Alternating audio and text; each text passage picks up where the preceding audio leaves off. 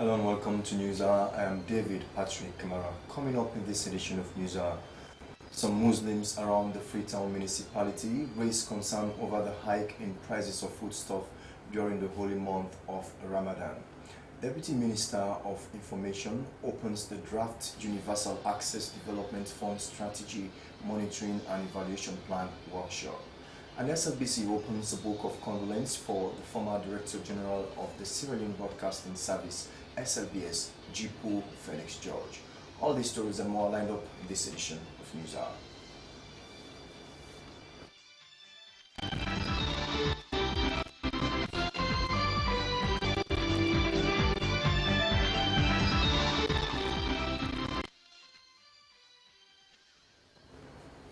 Welcome back for our first story. Muslims around the Freetown municipality have raised concern over the hike in prices of foodstuff during the holy month of Ramadan. According to consumers, every year there is an increase in the prices of foodstuff in the month of Ramadan. Mariam Asuma has been finding out and now reports.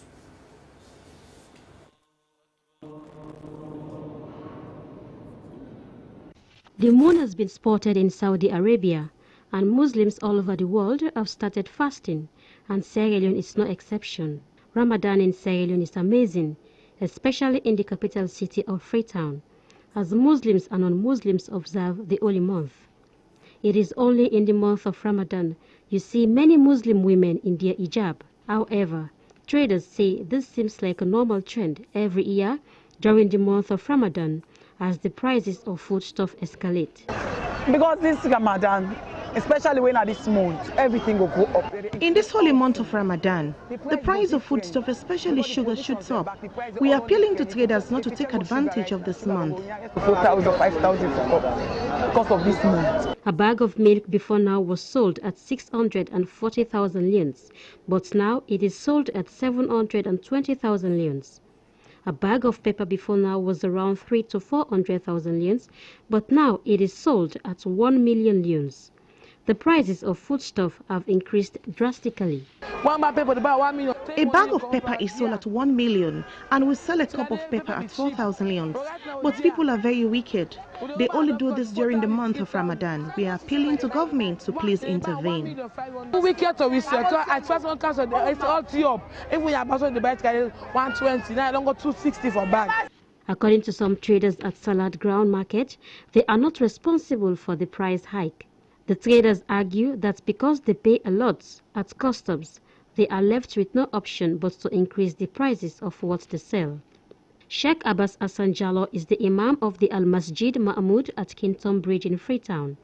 He said Ramadan is a blessed month and everyone must endeavor they give to those who cannot afford a meal for breaking the fast. He added that in the holy month of Ramadan, the Holy Prophet Muhammad, peace be upon him, forbid business people to hike the prices of foodstuff. We don't know if not more profits people want. We don't know if people are doing this for them to have more profit for their businesses. If that is the reason, then it is very wrong. The Prophet Muhammad, peace be upon him, forbid business people to hike the prices of their commodities. Anybody, even the prophets, for involve himself in rogue. Musukurma is the chairlady of the Al-Masjid Mahmoud at Kinton Bridge. She said for her, it is because when the holy month of Ramadan approaches, traders buy a lot of foodstuff and store and wait for Ramadan when there would be scarcity of some foodstuff in the market. This has been happening for years now. Ramadan is a time of sharing, giving and abstaining from all ungodly acts. SLBC News, Mariam Asuma reporting. The Deputy Minister of Information and Communication, Solomon Jemiru, has said that the mission of the Universal Access Development Fund is to widen and deepen the telecommunication access countrywide.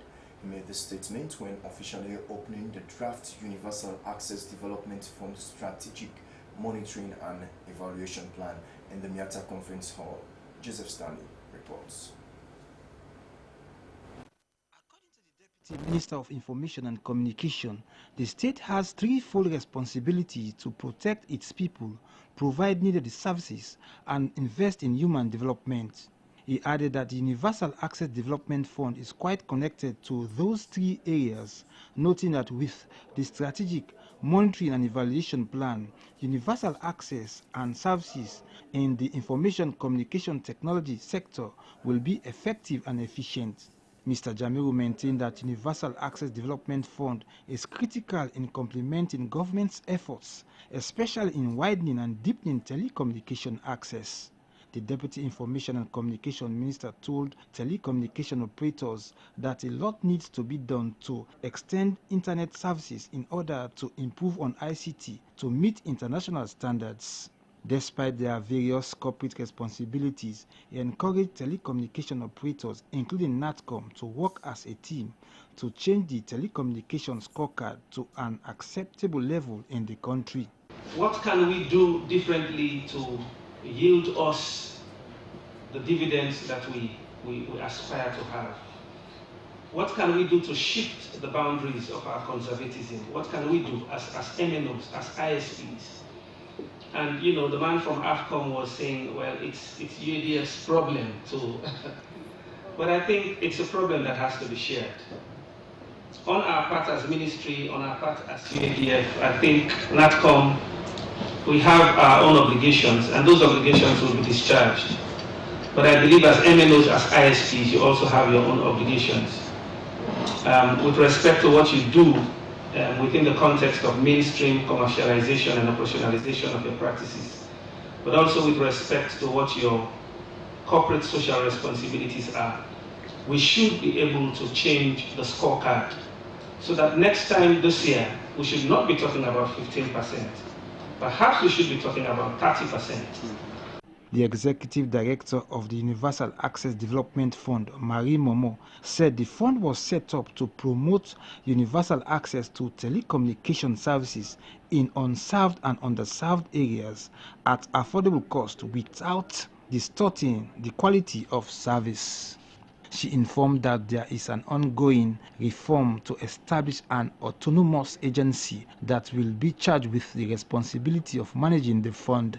The executive director said the development of the strategic plan, among others, is to find out how previous administration had gone wrong, define key principles, and assessing which areas the limited resources could best be utilized to gain maximum impact. With this in mind, the management engaged the services of knowledgeable consultants to help in the design of the strategic plan and its accompanying M&E plans. The vision and mission. The UADF vision is to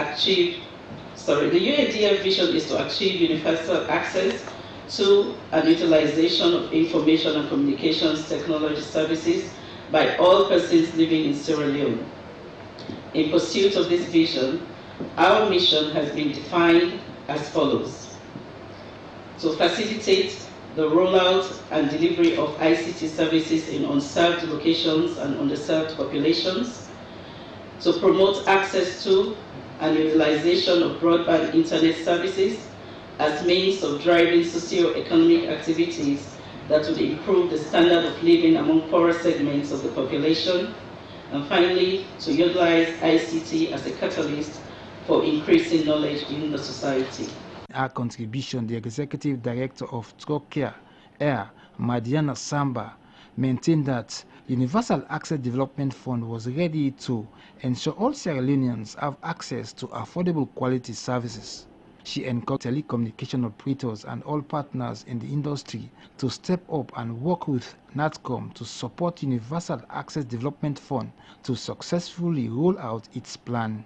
Several telecommunication operators referred to the draft plan as a step in the right direction, hoping that it will go a long way to address challenges faced in the industry.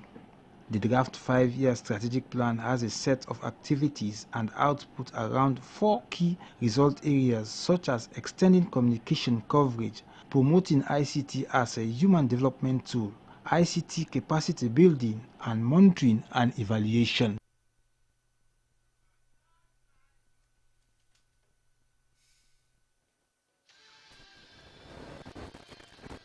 Ministry of Agriculture has launched an agreement with USA to implement the Aqua Agric-based Community Development Export City project in Tiso, Nongowa Chiefdom, Kenema District.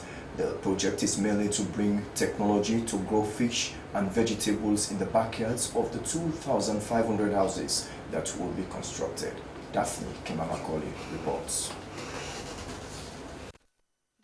$7 million Aqua Agric-based Community Development Export City project will construct 2,500 houses on 300-acre land in Tiso, Nongowa Chiefdom, Kenema District.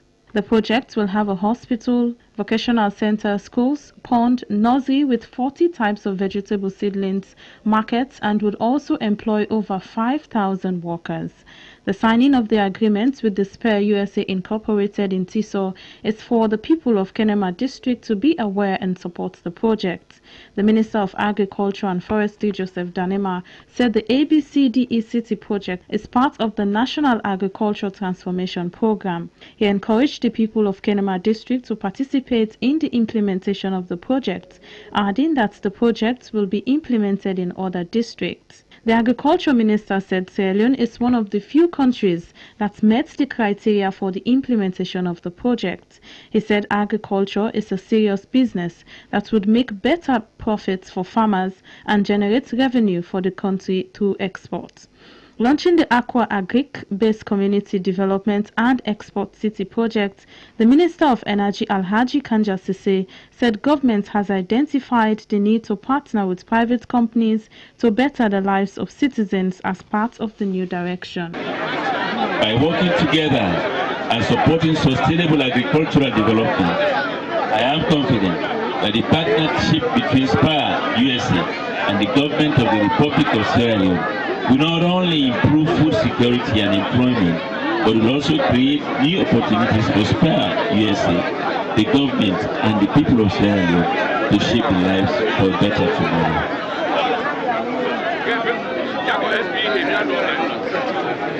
It is therefore my privilege, on behalf of His Excellency the President, to formally launch this very important project. Thank you. He encouraged local private companies to partner with government to develop the country. President SPAR USA Incorporated, Mr. Opali, said the success of the project is also a success for them as a company. The government of Sierra Leone had not given us this opportunity, we would not have been able to give back the opportunity to the people of Sierra Leone. It was brave enough for the Minister of Agriculture and Forestry to take up this proposal when we proposed the project to the highest authorities and get the approval and then give us the opportunity to bring the project to Sierra Leone. Paramount Chief Nongowa Chiefdom Kenema District PC Sadiq Kapoa said this is the beginning of many developmental projects in his chiefdom. The Paramount Chief encouraged his people to support the project. The 300 acres of land have already been identified in Tiso.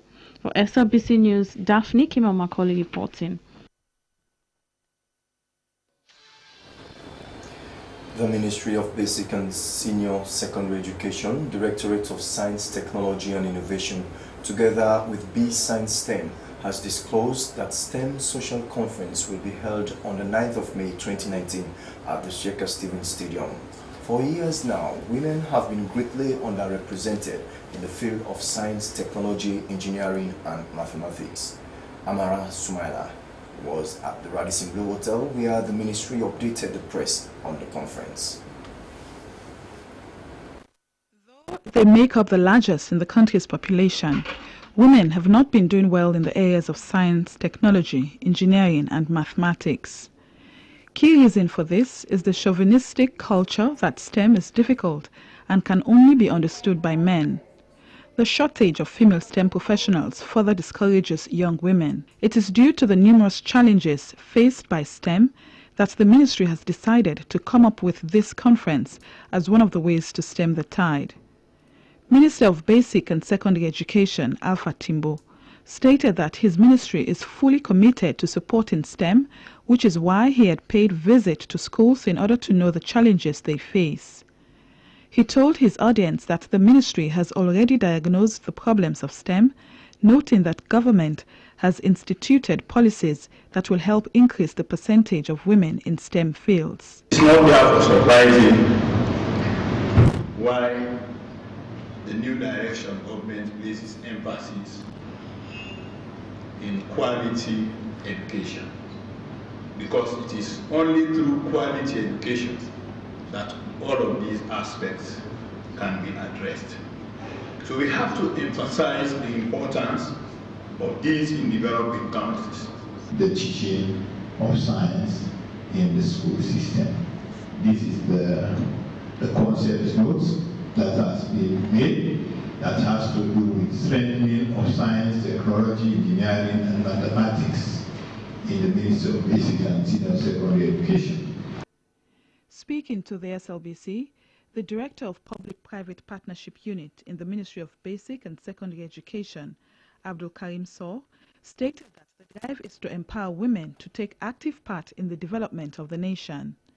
He added that they will conduct media advocacy campaigns for early introduction of girls to STEM subjects. The impact of this engagement is to promote or increase a critical mass of students in the secondary level that will take up this subject and retain them and carry on with them with the various career pathways that's relating to STEM industry.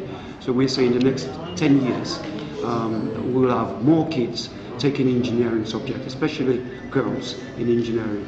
We'll have more kids taking subjects relating to allied health careers. We'll have more kids taking subjects relating to the mining sector. Given the background to the STEM Social Conference launch in Sierra Leone, the founder of B Science STEM UK, Jessica Okoro, stated that they have targeted 2,500 students for the STEM Social Conference. She added that the key aims of the STEM Social Conference Sierra Leone is to leverage the assets of social media in order to arouse students' interest and academic success in the field of STEM. The conference, she emphasized, will expand opportunities for career enrichment advancement, facilitate teacher collaboration in curriculum development, and strengthen students' assessment. She disclosed that the STEM Social Conference Sierra Leone will be the first step in sensitizing and exposing what goes on in the STEM industries as a whole. They're not the easiest subjects to learn.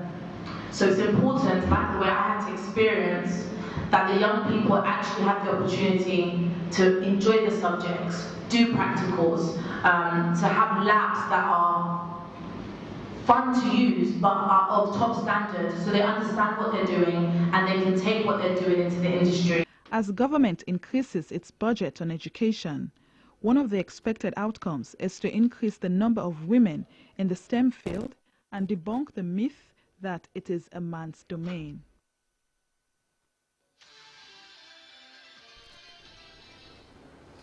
The founder and chief executive officer, Community Action for Development, CAFOD, Lieutenant Colonel retired June October during, has called on donor partners to support the organization to empower rural community people. She made this call during the launching of CAFOD in the Atlantic Hall in Freetown. Francis Ndanema reports. It's an organization that has supported rural communities in education, agriculture, and other community empowerment activities.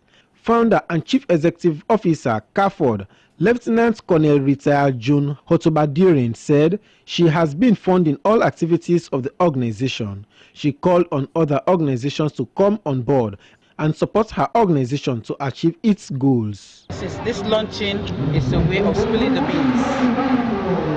We want people to know that we are here to stay, and we are here to work. And we want them to come on board to join us, to help us in ways of advising, moral and financial support, assistance. Chief Executive Officer Hafel Mabinti Hebron thanked June Hotobadirin for investing in poor communities.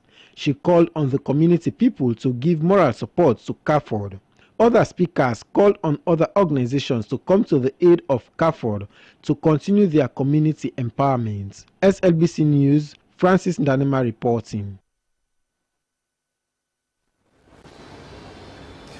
Kamarimba Academy Primary School at Roland Kono Village, Marampa, Chiefdom, has been opened by the leader and chairman of the Alliance Democratic Party, Mohammed Kamarimba Mansari. The school is part of the Community Learning and Development Initiative, which is promoting learning and social development in 15 villages in the Marampa, Chiefdom, Port Loko district. Yvette Goldsmith reports.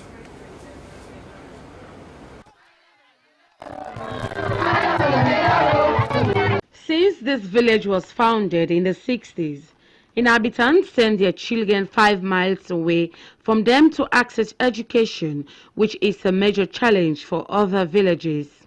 This challenge, according to local leaders, has led to an increase in teenage pregnancy and early marriage. The 6 classroom building and toilets will benefit over 150 pupils in the 15 villages around Roland Kano, which includes Masebana, Mamusa, Dolembre, Masheko, and Malene villages. Leader and chairman Alliance for Democratic Party, Mohamed Kamarimba Mansari, said the construction of the school is as a result of the promise he made 2 years ago during his campaign. He said the school is non-political and called on parents to send their children to school, noting that there are plans to establish a secondary school. He cited that he strongly believed in a sustainable and access to education. This has everything to do with my pocket, my sweat to build a school. So it has nothing to do with politics. It's just like he said, it's a humanity. When I came, I met there's no school in this village. I decided to use my resources, my money to build it. So I hope they will approve the school themselves. And like I said, my journey is to build a school and allow government, because government is the people. It's a start. That's what my dream is after I built this primary school. My dream is, that's why I called it Kamarimba Academy. I want to add a secondary school here. That's a dream. I'm not going to promise people, but that's like a dream that I think I would do. Section Chief of Roland Kano Village, Palmami Kobolo Mansare, appreciated the Kamarimba's initiative as remarkable and hoped that the school will produce academic professionals and serve as a blessing to the surrounding villages and the nation. Community representatives and liaison officers commended Mohamed Kamarimba Mansare for his humanitarian effort and education for the deprived and less privileged children. PPRC Northern Region Representative Saliu Kamara said that Kamarimba, in his effort, have transformed access to education in Roland Kano village by constructing a 6 classroom building for equality learning. It stressed on the need for a proper learning environment which entails quality teachers, learning materials, and sustainable and safe environments. It called on all stakeholders to promote and embrace the school, not to politicize it, for the benefit of the children. While this growth is positive, community development education remains a major strategy that will enhance education in the rural areas of Sierra Leone. Yvette Goldsmith, Freetown.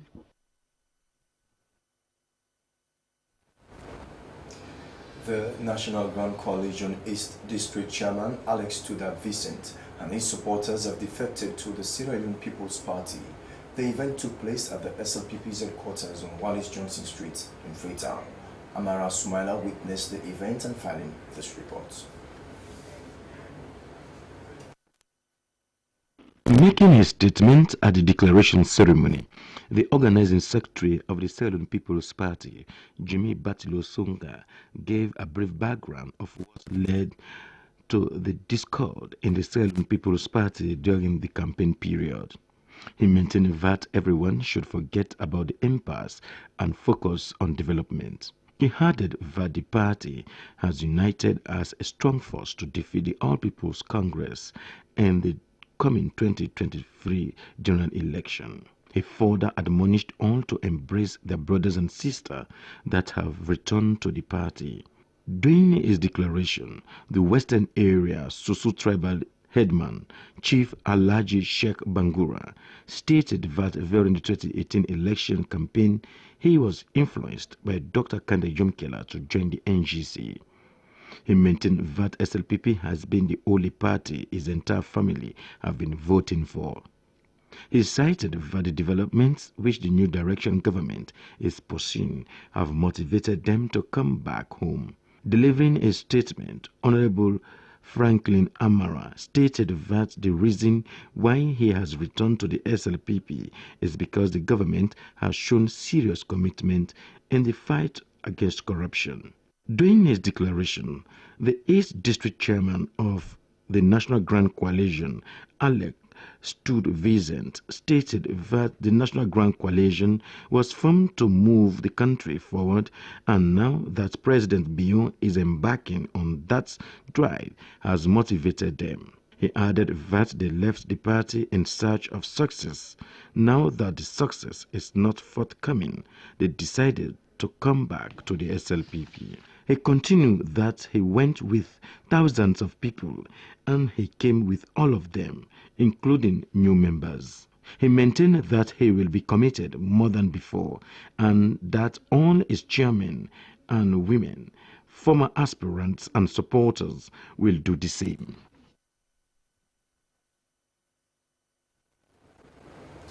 Leicester Road community has called on the government for support in the construction of road in their community. According to the community, they are rehabilitating their road to make it accessible to pedestrians and motorable for vehicles. Mohamed Lamin Toure has more. Make a crucial contribution to economic development and growth and bring important social benefits. They are a great importance in order to make a nation grow. In addition, providing access to employment, social, in fighting against poverty. Leicester Road community is one such community that is deprived of good road, safe drinking water and health facilities. The community is challenged with good road, which is responsible for the high transportation cost of commercial motorbike for people who access different parts of the area. According to Abubakar Kamara, who initiated the idea of rehabilitating the road, he said it is a youth-led development activity to improve road conditions in the area. Mr. Kamara said the development of the road will ease access for people in the community. According to Abubakar Kamara, they as youth thought it fit to construct the road with their personal resources and targeting some homes who contributed with their little resources which they used to buy sand and stones for the work. This short route in this community is so bad that it is a death trap for pregnant women who visit hospital outside the community. The community needs support to continue the construction of the road as there are other places they want to target. The community chairman, Mohamed Lamin Sanko, said this is the first time the community is doing such a project, saying they as community people are ready for development to change the face of the community.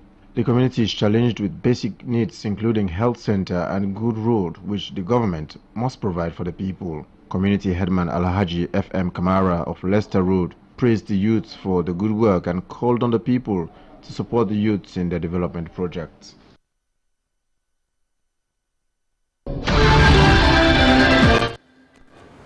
Ibrahim Isaac Kamara has been elected chairman for Polio Challenge Association Grafting. The election was conducted by representatives of the Sierra Leone Union on Disability Issues, LUDI. Ibrahim Isaac Kamara promised to work with his opponents for the development of the association. Francis Dadema reports. Hereby satisfied that Mr. Isaac Kamara, having proved 63 votes of the very vote election chairmanship, has been duly elected as chairman of the Polio Challenge Association. Supporters of Ibrahim Isaac Kamara jumped into celebration before the official result was announced after noticing that the vote polled by their candidates was two-thirds the entire vote cast. Ibrahim Kamara polled 63 of the entire vote cast, defeating his opponent Simeon Idris Kamara, who polled 17 votes. After the election, the winner Ibrahim Kamara called on his opponent to work with him so as to foster unity in the association. He promised to reach out for projects for the association.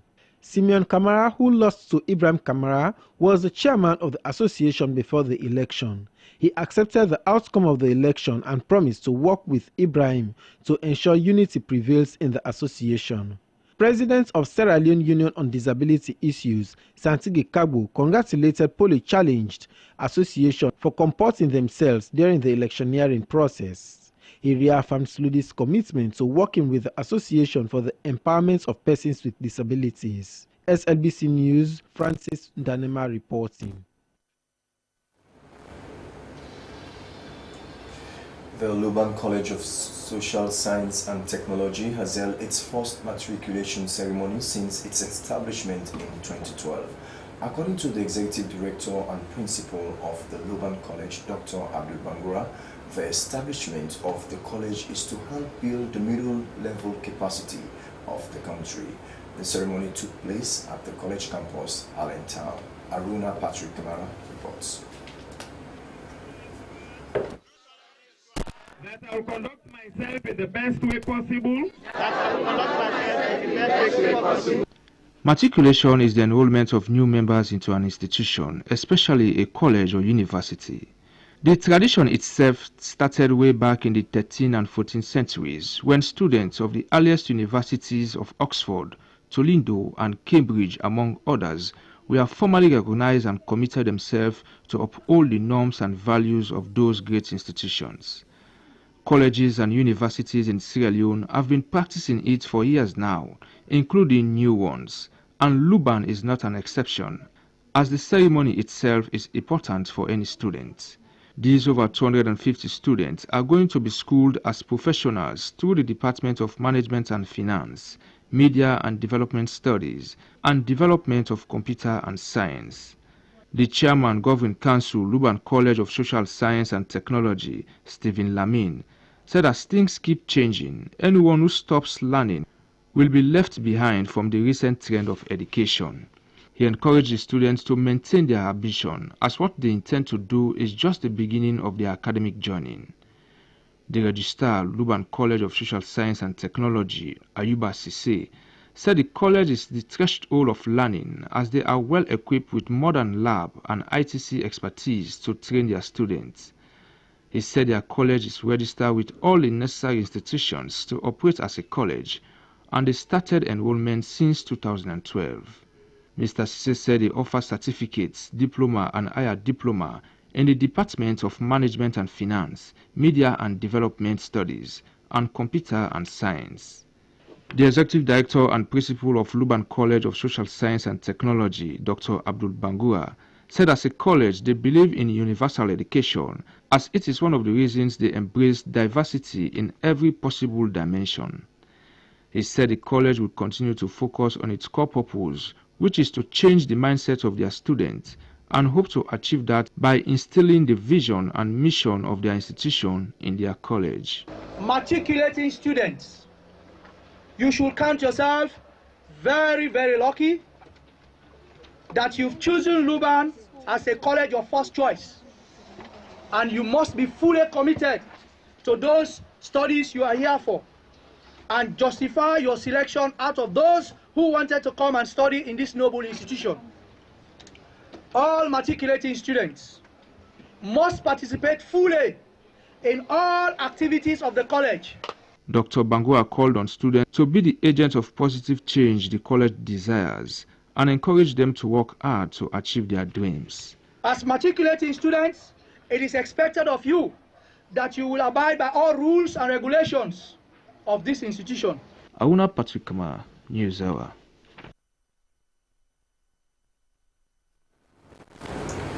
The Institute of Business Administration and Technology, IBATEC, which is an affiliate of the University of Sierra Leone and a certified polytechnic institute, has organized its 11th annual graduation ceremony and its 13th matriculation at its Waterloo campus. Our reporter Amara Sumala has more. A lecturer at the University of Sierra Leone, Mike Isam, said Freetown was likened to the Athens in Greece because it was the hub of quality education in West Africa. He affirmed that IBATEC will provide a needed education for youth. Executive Director of IBATEC, Dr. Willie James Fofana, said that the institution offers several marketable courses that address problems of youth unemployment. He said the college is at Waterloo because they want to provide a needed learning environment for those in deprived communities. He informed his audience that they are building their campus at Mabrung, Waterloo. He appealed to the new students to be focused on their studies and appealed to family members of the guardians not to rely on them for immediate benefits. For the parents of our matriculants, it is doubtless to say that our matriculation ceremony here today has indeed encompassed a chronicle of particularly appreciable number of over 400 matriculants, which is a stimulating sign to make us continue with relative ecstasy and motivation. Notwithstanding this, we are still basking on your parentage, for your amiable, for your friendly assistance in bringing trustworthy students to learn from our tuition and from our services. One of the graduates and one of the students who matriculated had this to say. I'm happy that I'm receiving my certificate, and though we've ended our studies 2016. It gave me hope that I also will gain something before leaving the IBATEC. In his keynote address, lecturer at the University of Sierra Leone, Professor Alison Sisse, stated that education liberates man and that the new graduates should use the opportunity to develop themselves and their communities. He appealed to the graduates to be ambassadors and the new students not to involve in examinations malpractice. He emphasized that IBATEC is solely transforming the lives of youth toward education.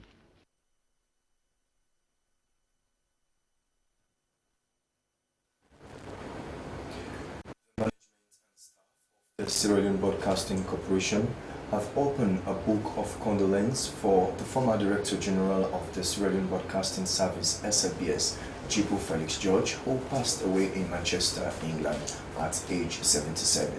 The ceremony was done here at SLBC. Esther Marie Samora reports. Of the Sierra Leone Broadcasting Service.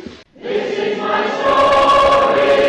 This is my song. The ceremony attracted family members, management and staff of the corporation. Jipo Felix George started his broadcasting career at the SLBS under the leadership of John Acker and was popularly known as GFG during his days as presenter of his Saturday's program Saturday Shading in the 70s. One-time Director General of the SLBS, who is now the Chairman, Board of Trustees of SLBC, Gina Banda Thomas said Jipo was an all-rounder during his days at the SLBS, noting that he was a committed worker and was ready to serve at all times.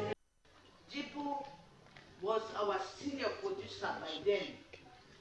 He was in charge of newsroom in tandem with Mr. Ken Smiley. We worked with people who meant well for the department, not for themselves. He was DJ, he was commentator, he was here, he was there. He spread himself. He was not in competition with anybody. He did his work very well. We would say to him, thou good and faithful servant, come now into the rest of your Father. We pray for peace for Jipo. Whatever sins he may have committed, may God have mercy upon him. So General Joseph Igbenda Kapua said before joining the institution in the late 90s, the late man had already left, but noted he read literatures about his outstanding performance at the then SLBS, which he stressed are worth emulating. He said that late Felix George epitomized pure and applied professional journalist. Reverend Moses, who gave the address, said death is something human beings feared the most, but noted that the only thing that is certain in life is death. According to him, every single breath is a gift from God. He said Felix George was an active member of the Boston Church at Charles Street and played a pivotal role in its success. Daughter of Jipo, Felina Felix George, said her father was a patriotic citizen who sacrificed for the country. Though he was one time jailed, she said because of his father's bitter experience in Sierra Leone, he relocated to the United Kingdom. May his soul rest in peace. Esther Marie Samoa, SLBC. It's been exactly 1 year since the President Julius Maada Bio relaunched the National Cleaning Day to be on the first Saturday of every month. The exercise received appreciation from many citizens, although the challenges of compliance remain. The campaign was first introduced in 1996 during the rule of the military junta, but was suspended after handover of power to a civilian government. Patrick Salia scales the impact a year on.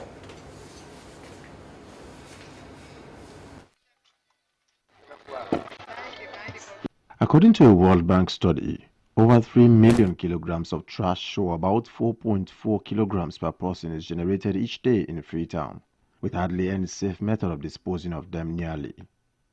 Before the National Monthly Cleaning Day was reintroduced by President Julius Maada Bio 1 year ago, solid wastes collection in Freetown was at only 21%. Under the Transform Freetown program led by the City Council, Mayor Yvonne Akisoya and her team plan to improve waste collection by 60% target in 2022. You know, when President Bio announced the National Cleaning Day, he said National Cleaning Day. But over the months, it became National Garbage Collection Day because people stopped cleaning and just kept hoarding their garbage and leaving it outside.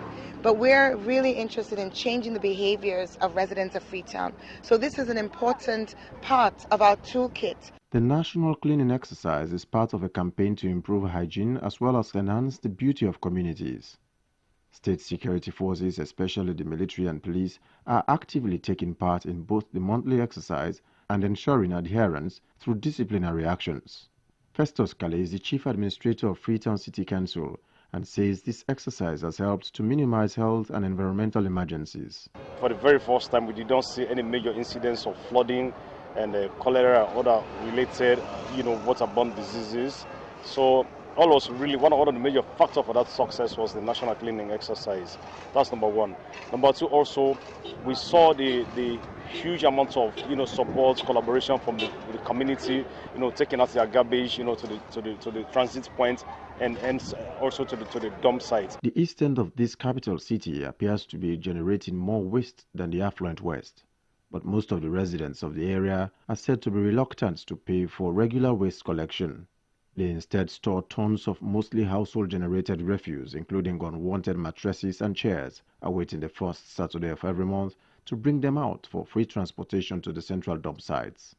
You see people in the West driving in nice cars and throwing their litter out of their windows. You still see people in the West also with a nice house. In front of their house, they have a gutter, which is filthy. And in the East, of course, we have a population challenge. It's very densely populated, so it makes it harder.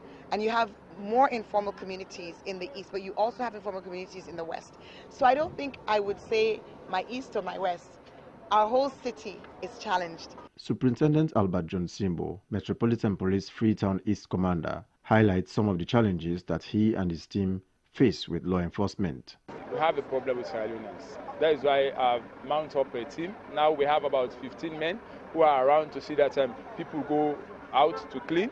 And then we have Sierra Leone police officers who are with us. We have the Masada guys, and then we have youth around. I've sent them in several areas so that they can go and force people to do their cleaning. Because they don't want us to go there tomorrow or Tuesday. They will say, oh, yesterday, this day we are back there from Sunday or Monday. We just want to see how people can bring out their garbage so that they can bring it to the dump sites. The two major dump sites at Granville Brook, popularly known as Ferry Junction in the east, and the other located at Grey Bush in Kingdom, west of the municipality, need urgent relocation. The Municipal Council's Chief Administrator, Festus Kale, says steps to do so are underway. But then we also we gauge the financial implication, because if people are moving garbage from the Freetown to places like Newton, you look at the wear and tear, the cost implication of wear and tear, you look at the cost implication of fuel, mobility and all of it. It costs huge amounts of money. So we are still on visibility, and the DFI, like I said, have given strong support to the Freedom City Council to ensure that the visibility, study is actually effective. So, Mayor, like I said, is very much passionate to ensure that these landfill sites are actually relocated because it's an environmental hazard. But for the time being, we have to see how we can put in short-term measures. Views of Fatmata Sise. It don't make a lot thing because it don't make even this malaria business, it don't less. It has made a lot of difference. Even malaria has reduced because we clean and do outreaches, talking to people about hygiene, and they are really cooperating, so we are happy.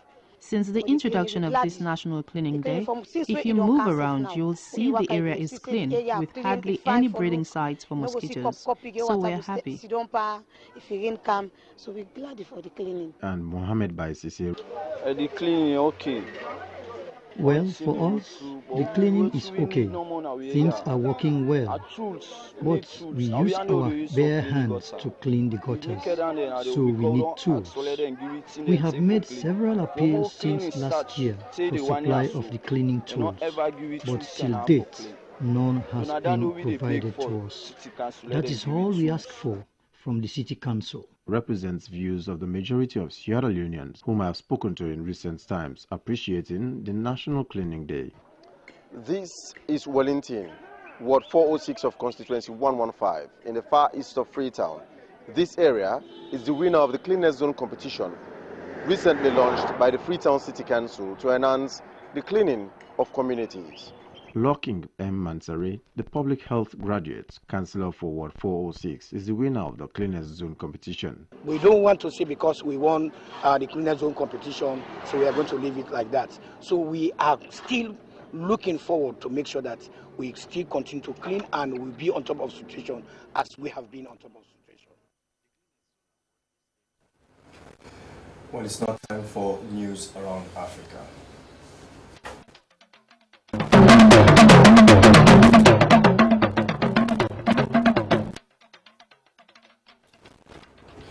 National TV in Algeria has broadcast footage of the brother of ousted President Abdelaziz Bouteflika Said entering a military court along with two former intelligence chiefs in a move to impress anti-government protesters.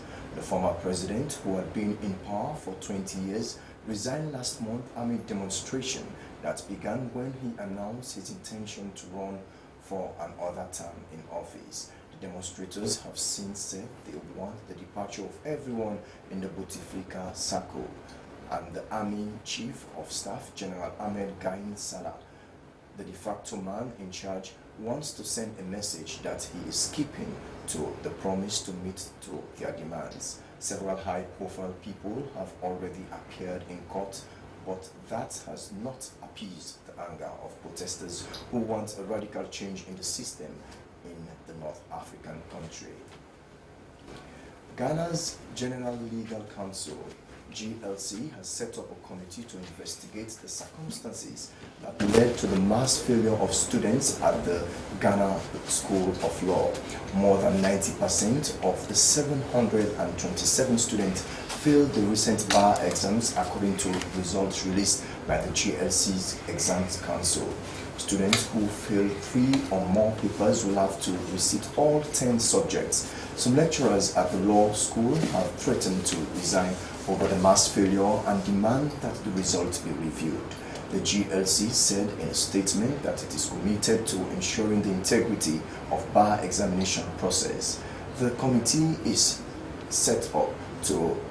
that is set up is expected to provide recommendations that will resolve the problem. The students petitioned Parliament earlier this year to review legal education in Ghana. The number of people killed after a fuel tanker exploded in the early hours of Monday in Niger's capital, Niamey, has risen to 58 after 3 other people succumbed to their injuries, the presidency has said. 55 people died on the spot. Another 37 with serious injuries are being treated in several hospitals. The victims were siphoning fuel from a tanker when the explosion happened. It is unclear what sparked the fire. President Issafu Mohamadu visited the injured people in hospital in the capital. You're watching News Hour on the Sierra Leone Broadcasting Corporation. Away from the African news, we now go over to the entertainment news. Lama Shaka, known as Lama P, is a singer, dancer, choreographer, and editor who came to the limelight with his hit song Bena. He began his musical career way back in Kenya, where he was popular before coming to the city. Recently, he traveled to Australia, where he shot a musical video titled Tell God Thank You. Our entertainment producer Mohammed Kimin and Bangura engaged him and sent us this report.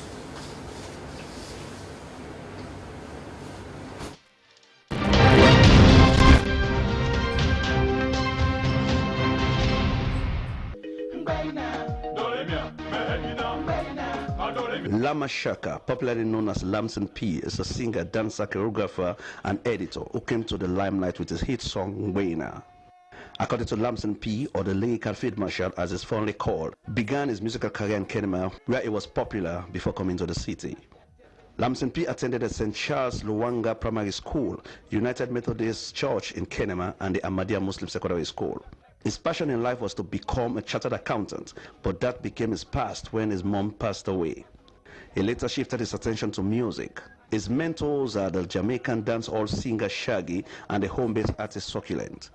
Lamson P has released 3 albums, Mende Raga, The Return, and Next Level. Since then, he has been releasing singles. Asked about the sales of his album, he says, "Well, the sales was good. It was good. Only later when everything just, go in the disarray, as I can say, there is no platform for us to sell our music anymore because of the devices. You have so many devices that carry music, the phone, the MP3. Lamson P said at present is making money in music through live performances. He said last year he had about 20 tours in the country. In 2017, he had his first international tour for a live show in Australia. A trip, he said, was very fantastic. The trip was so fantastic. I was so happy having that trip, because that was a very big experience to me. When I went to Australia, of course... He said the trip was God's given, as 3 of them were nominated for the trip: Steady Bongo, Alonzo, and himself. He said as a prayerful person, he was in church when he received a call from Australia. Asked about what really motivated the organizers for him to be chosen, he says, I happened to watch a song I did with Steady Bongo, the video. Of course, that video moved them. When they watched my performance, that moved Umaga.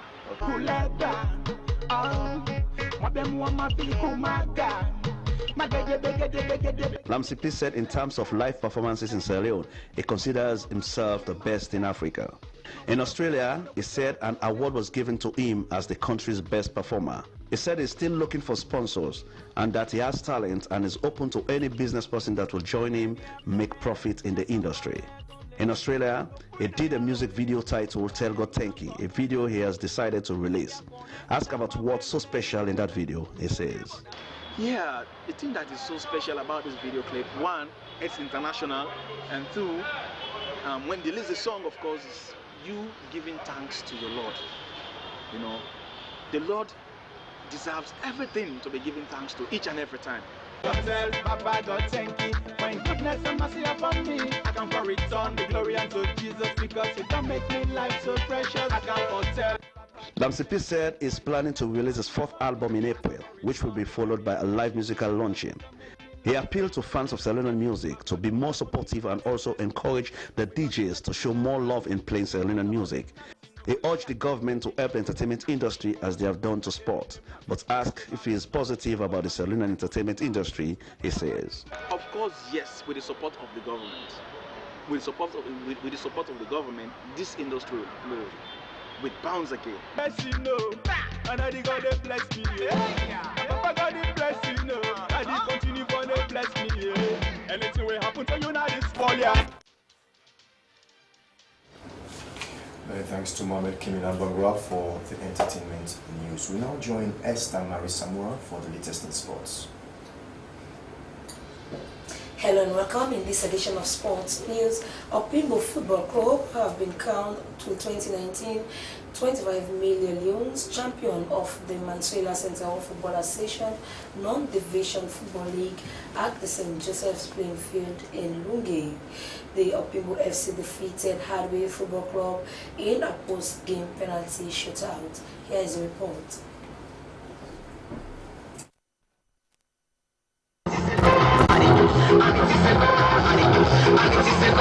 Hundreds of spectators and the chiefdom's elders witnessed the finals. Before taking the kickoff, the paramount chief of Kafbulom Chiefdom, Honorable PC by Shebora III, cautioned the referees to officiate the match well and called on players and supporters not to ignite violence. It was an entertaining and mouth-watering encounter between both sides, and spectators saw counter and counter-attacks, but the match ended in a goalless draw. In the post-game penalty shootout, Hardway FC were leading after Temu Bangura missed out on his penalty for Opimbo FC, but the hope of Hardway was shattered after Joseph Soikano missed his. In the sudden death, Aruna Kamara sealed it for Opimbo FC as he scored after their goalkeeper Babayo Kamara made brilliant saves for Opimbo FC. Komsin Kamara, chairman of Mansuela Central One Football Association, said since the start of the competition they have put modalities in place and work in line with the organizational structures of the league, and this, he maintained, led to the success of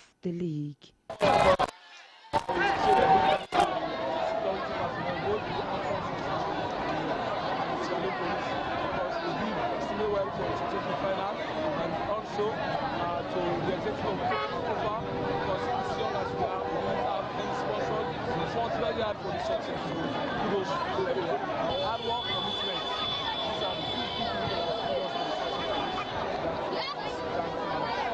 Honorable PC by Shebora III was awarded Sports Personality of the Chiefdom and the Jan Trophy given to Opimbo FC. Esther Marie Samora, SLBC. And the Budokai Martial Arts Institute has ended its 4th edition Martial Arts Championship. The competition, which hosted over 38 martial arts, was held at the tennis court in Freetown. Here is a report. The Martial Arts Championship was full of exhibition and talent explosion. President of the National Olympic Committee, Dr. Patrick Hooker, commended the Martial Arts Institute for staging the championship and congratulated the participants for being part of it. In Taekwondo, Bangali Dumbuya in blue won against Hassan Kamara after securing 25 points as against 14. It was an interesting fight in judo as Alfred Bangura in white, who has won gold medal for Sierra Leone in Morocco, was up against Abu Bakar Karim in blue. Alfred Bangura, however, won. In karate, Awo in blue went to the finals together with Aka in red. During their exhibition, Awo, who won against